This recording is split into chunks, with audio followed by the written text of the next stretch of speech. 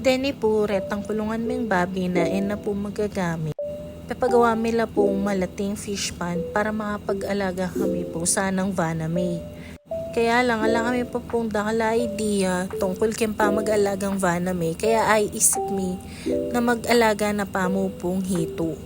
Sa ilimila po deni 1,000 pieces la at 5 pesos each. Ngayon po bayo mila ibulos kening fish pond na papagawa mi. Menaya kami po hanggang 5 p.m. para at least po masyadong mapali kanita. Ita rin po kasi yung binili na nitang pesalwalan mi kareng hito. So ayan, bagya-bagya po bubulos mila deng hito.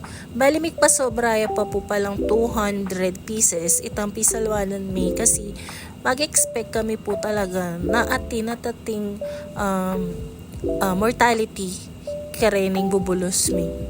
So as of today, may ka 5 na kami po na mortality. Sana no pumidagdagan. So deni po, for personal consumption lamo po talaga deni. Pero lawenta mo po nung ailagan mi lang masalese para makapag-profit kami mo rin po.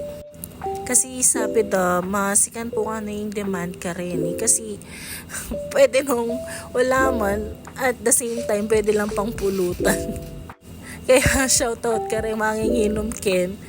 Deni po panayin nyo lang pong dagol.